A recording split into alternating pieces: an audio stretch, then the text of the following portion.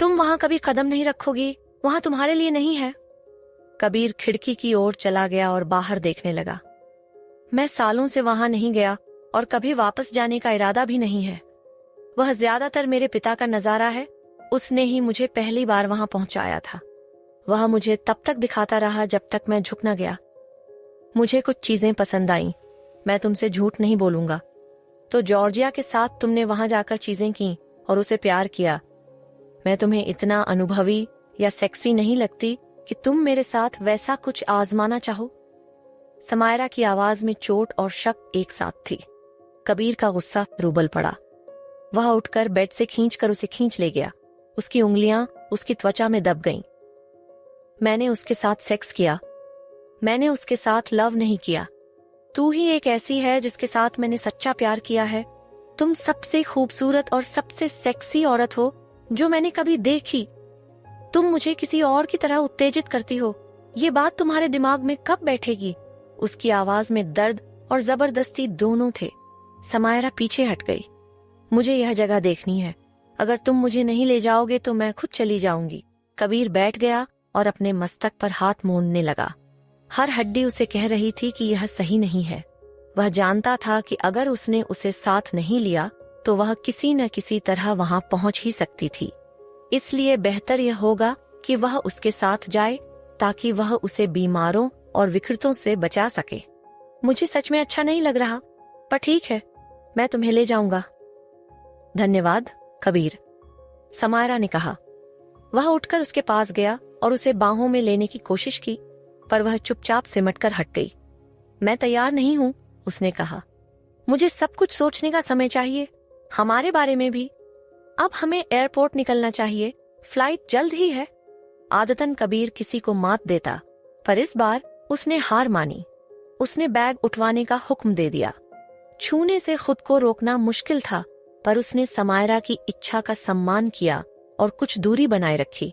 Drive के दौरान समायरा चुप रही, प्लेन में खिड़की से बाहर देखते हुए बैठे रही। कबीर ने देखा कि उसने अपने आंसू सुखाने के लिए मेकअप से अपनी आंखों के नीचे के गहरे घेरे ढक रखे हैं और चेहरा अभी भी सूजन सा है।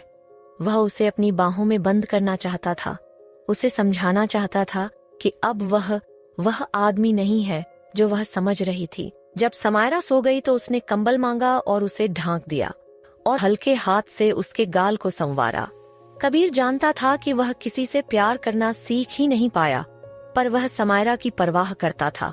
यह बात उसने खुद से कबूल की थी और यह उससे पहले किसी और के साथ नहीं हुई थी। उसे उसका खुशमिजाज बोलना और अनगिनत सवाल बहुत याद आते थे। वह आशा करता था कि जो उसने उसके बारे में जाना वह समायरा के नरम दिल को तोड़ न दे। कबीर खुद भी बुरा महसूस कर रहा था। वह समायरा के बहुत ही करीब आ गया था। शुरू में जब उसने पहली बार उसे देखा था तो उसकी हिम्मत और जवानी ने उसे मोहा था। वह बस एक रात के लिए उसे पाने की चाहत रखता था। प्रेग्नेंट होने के बाद वह बस एक झंझट सा बन गया था, पर धीरे धीरे वह उसके साथ जुड़ने लगा।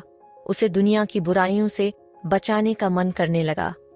अब समायरा उस जगह पर जाने की सोच रही थी, वही जगह जहां विकृत इच्छाएं पूरी की जाती थीं। उसने उसे बताया था कि वह उससे प्यार करती है, पर प्लेन में पीठ करके बैठी हुई वह उसे नहीं देख रही थी। क्या उसका प्यार अब घृणा में बदल गया था? घर पहुंचकर समायरा थकी हुई बेड पर लेट गई और उसने अकेले रहने की मांग की। कबीर अपने ऑफिस में गया और डेस्क के पीछे बैठ गया। उंगलियां और टेबल पर थपथपाते हुए उसका गुस्सा जॉर्जिया के प्रति एक उफान पर पहुंच चुका था। उसने फोन उठाकर पेरिस में कॉल की। मेल, मैं हूं कबीर। जॉर्जिया कोस्तांजो को तुरंत निकाल दो और पेरिस में उसे कभी काम मत करने देना। जिस कॉन्डो में वह रहती है उसे खरीदकर वहां से निकालवा दो। हाँ, बाजार से ऊपर की कीमत पर पेशकश करो और मैं 1 हफ्ते के अंदर मालिक चाहूंगा।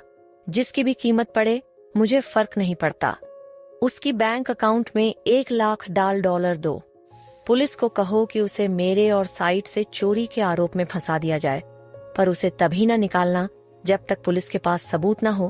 अब करवा दो। और उसने फोन काट दिया। उसने मन बना लिया था, जॉर्जिया को उसकी हरकत का दाम चुकाना होगा। वह ऊपर जाकर समायरा के पास गया। वह सो रही थी। कई घंटों से उसने कुछ नहीं खाया था, इसलिए कबीर ने उसे जगा दिया। समायरा, तुम कुछ खाओ, भूख नहीं है, उसने धीमे स्वर में कहा। तुम बच्चे के लिए खाना तो खाओ, मैं बोल दूंगा कि कुछ भेज दें। और पेरिस में जो हुआ इसके बारे में बात करनी है। कबीर, नहीं, अभी नहीं, समायरा ने विनती में कहा। ठीक है मेरी परी, हम बाद में बात करेंगे, पहले खा लो। उसने जाने से पहले उसे चूमना चाहा, पर उसने सर मोड़ दिया। इससे उसे आघात पहुंचा। ऐसा ही बना रहो, मैं तेरे लिए हुक्ती नहीं मारूंगा, उसने दरवाजा बंद करते हुए कहा और बाहर चला गया। दोनों एक दूसरे की पीठ मोड़कर सोए। अगले दिन कबीर बाहर गया और समायरा की क्लास थी। अब आरव शर्मा आए हुए थे। समायरा मूड में नहीं थी, पर आरव ने कहा, हमें बहुत कुछ कवर करना है। वे पढ़ने लगे। 1 घंटे बाद जब कुछ प्रगति नहीं दिखी तो आरव ने उसे सोफे पर बैठाया और उसका हाथ पकड़ लिया। उसने उसकी आंखों में उदासी देख ली। बताओ, क्या परेशान कर रहा है? आरव ने धीरे से पूछा। उसके दिल में एक अजीब सी चुभन थी। वो कबीर का स्पर्श याद कर रही थी। उसकी नजदीकी की कमी उसे बहुत तड़पाने लगी थी, और सब कुछ अंदर ही अंदर दबाए रखना सब कुछ और भी बुरा कर देता था। उसकी आंखें भर आईं और वह रोने लगी। हमारे रिश्ते में तूफान सा आ गया है, उसने फुसफुसाया। ऐसा लग रहा है जैसे हम अलग होने लगे हैं, जबकि कुछ ही दिनों पहले तो सब ठीक चल रहा था। अगर यह बच्चा न होता तो मुझे यकीन है कि हम साथ नहीं होते। तुम प्रेग्नेंट हो? आरव ने हैरानी से पूछा। तुम तो बिल्कुल नहीं दिखती। धीरे धीरे दिखने लगा है, समायरा ने कहा। मुझे नहीं पता क्या करूं। मैं उसके अतीत को माफ करना चाहती हूँ, पर हर दिन कुछ नया सीखती हूँ और दिल टूटता जा रहा है। आरव ने उसे अपनी बाहों में खींच लिया और कस कर पकड़ा। उसकी आंसू उसकी शर्ट पर गीले धब्बे बनाते गए।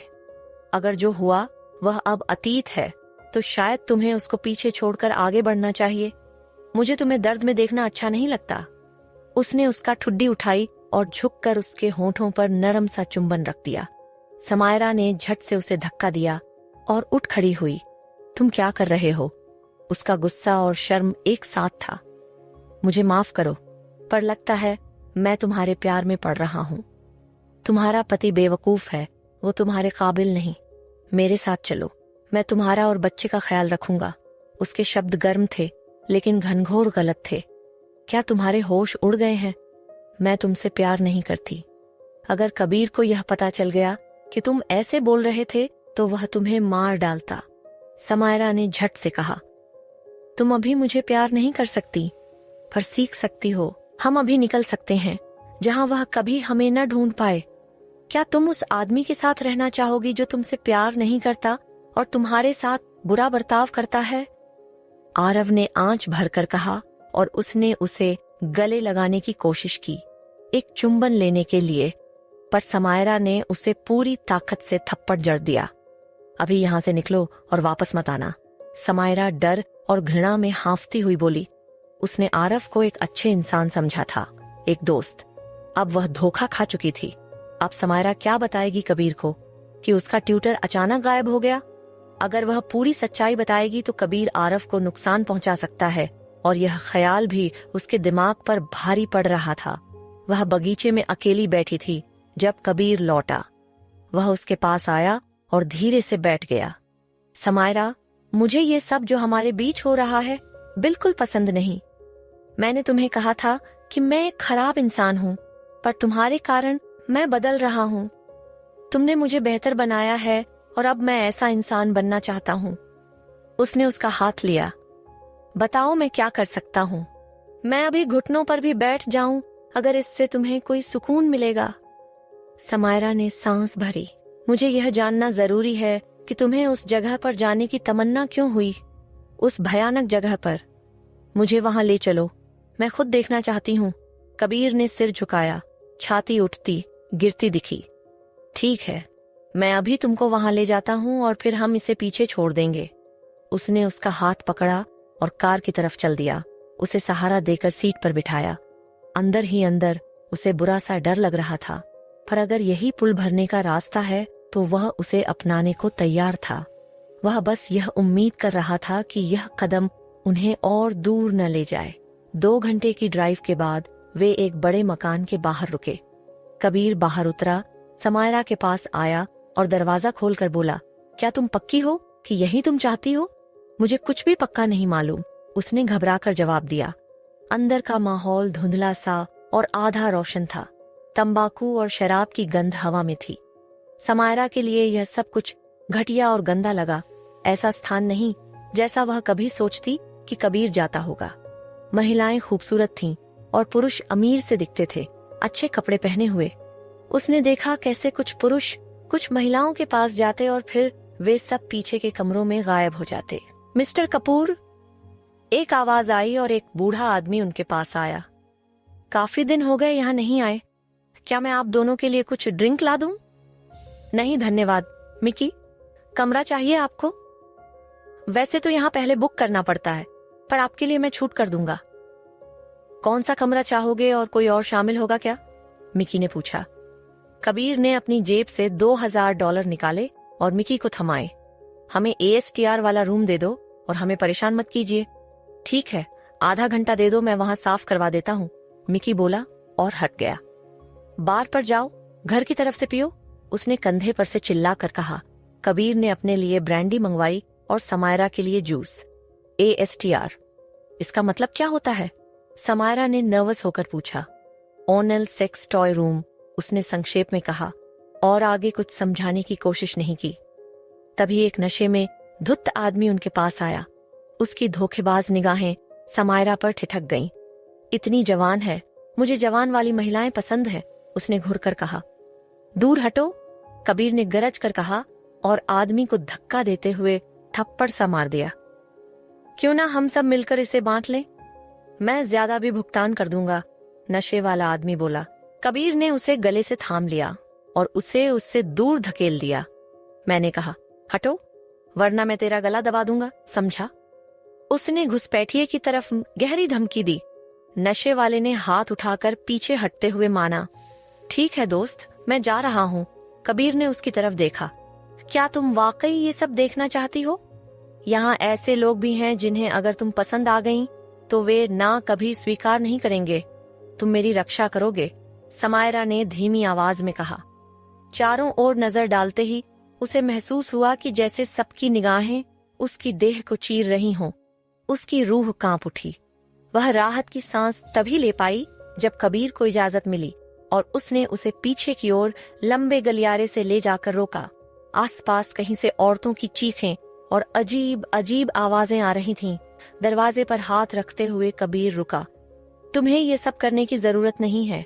मैंने कहा था ना कि अब मैं यहाँ नहीं आता, और मुझे इसकी कोई चाह भी नहीं है। मैं देखना चाहती हूँ, समायरा ने दृढ़ता से कहा। वह अंदर गई और देखते ही दंग रह गई। कमरा किसी 50 शेड्स ऑफ ग्रे जैसी फिल्म के सेट जैसा लग रहा था, मगर उससे भी ज्यादा अजीब चीजें यहाँ रखी थीं, जिनका इस्तेमाल उसे समझ में नहीं आ रहा था। वह पास जाकर देखना चाहती थी, लेकिन छूने की हिम्मत नहीं हुई। वह चीजों की ओर इशारा करती और कबीर से पूछती कि ये किस काम आती है। कबीर के कुछ जवाब सुनकर उसके रोंगटे खड़े हो गए। क्या तुम्हें सचमुच ये सब चीजें औरतों पर इस्तेमाल करना अच्छा लगता है? उसने हैरानी से पूछा। मैंने कहा था ना, कुछ ही चीजें पसंद हैं, कबीर ने जवाब दिया। मुझे दिखाओ तुम क्या करते हो। क्या? कबीर चौंक गया। जो तुम औरों के साथ करते हो वो मेरे साथ करो। तुम्हें पता भी है कि तुम क्या मांग रही हो। करो, उसने झुंझला कर कहा। कबीर ने गहरी सांस ली। ठीक है, अपना ड्रेस उतारो। क्यों? बस करो, और तब तक मत बोलो जब तक मैं न कहूँ। यहाँ मैं मास्टर हूँ, मुझे वैसे ही संबोधित करोगी। मैं इंतजार कर रहा हूँ। जी मास्टर, समायरा ने ताना मारते हुए कहा और धीरे से अपना ड्रेस उतार दिया। अब वह सिर्फ ब्रा और पैंटी में खड़ी थी। कबीर ने हथकड़ियां उठाईं, उसे घुमाकर उसके हाथ पीछे बांध दिए, फिर उसकी आंखों पर पट्टी बांधी। घुटनों के बल बैठो। समायरा ने वैसा ही किया। उसका दिल जोर जोर से धड़क रहा था। उसने कबीर की जिप खुलने की आवाज सुनी, जैसे सदियां बीत गई हों। फिर दोबारा जिप बंद होने की आवाज आई। कबीर के मजबूत हाथों ने उसे उठाया और वह बुदबुदाया, नहीं, मैं तुम्हारे साथ ये सब नहीं कर सकता। उसने उसकी आंखों से पट्टी हटाई और हाथों को खोल दिया। तुम मुझे मेरी पिछली जिंदगी के लिए नफरत कर सकती हो, लेकिन मैं खुद से जितनी नफरत करता हूँ उतनी कोई और नहीं कर सकता। मैं तुम्हें इस तरह नीचा नहीं दिखाऊंगा, और वो भी इस गंदे जगह पर नहीं। आप ड्रेस पहन लो, मैं तुम्हें यहाँ से बाहर ले जा रहा हूँ। समायरा ने कपड़े पहने और कबीर ने उसका हाथ पकड़कर उसे बाहर खींचा, कार में बैठाया। कबीर सामने देखता रहा, आंखें खाली सी। मैंने तुम्हें बताया था ना, कैसे मेरे पिता ने बचपन में मेरा घोड़ा मार डाला था। उसके 1 साल बाद मुझे एक आवारा पिल्ला मिला, गोल्डन रिट्रीवर। मैं उससे बहुत प्यार करता था, वो हर जगह मेरे साथ चलता। जब मेरे पिता ने देखा कि मैं उससे कितना जुड़ गया हूं तो उसने अपनी बंदूक निकाली और हमें खलिहान में ले गया। समायरा का हाथ अपने मुंह पर चला गया। हे भगवान, उसने कुत्ते को गोली मार दी। कितना निर्दयी था वो। नहीं, उसने नहीं, मैंने मारी। समायरा ने अविश्वास से उसकी ओर देखा। कबीर, नहीं, मेरे पास और कोई रास्ता नहीं था। या तो मैं करता या फिर वह बेलचे से उसे पीट पीट कर मार डालता। मैं उसे इतनी यातना नहीं सहने दे सकता था, इसलिए मैंने गोली चला दी। उसकी आवाज में जो गम था उसने समायरा का दिल तोड़ दिया। उसका मन उस छोटे बच्चे की तरफ चला गया जिसने अपने ही पिता के जुल्म सहते हुए ये सब देखा। समायरा उसकी गोद में चढ़ गई और उसे कसकर गले लगा लिया। मुझे बहुत अफसोस है कबीर। कबीर ने सिर उठाकर उसकी आंखों में देखा। तुम समझती क्यों नहीं? मैं अपने दिल को खोल नहीं सकता, प्यार नहीं दिखा सकता। अगर कभी किया तो इसका अंजाम बुरा ही होगा।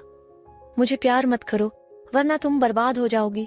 अब देर हो चुकी है, मैं पहले ही तुमसे प्यार करने लगी हूँ, समायरा ने कहा और उसके होठों पर अपने होंठ रख दिए। चुंबन गहरा और तीव्र था। अब समझ में आया कि कबीर ऐसा क्यों था। उसकी असल बुराई उसका पिता था, कबीर नहीं। आखिरकार कबीर पीछे हट गया। मैं तुम्हारे काबिल नहीं हूं। तुम सबसे दयालु, सबसे मीठी और सबसे माफ करने वाली लड़की हो जिसे मैंने देखा है। तुम सचमुच एक परी हो। मुझे घर ले चलो। समायरा ने उसकी गर्दन के चारों ओर अपने हाथ लपेट दिए।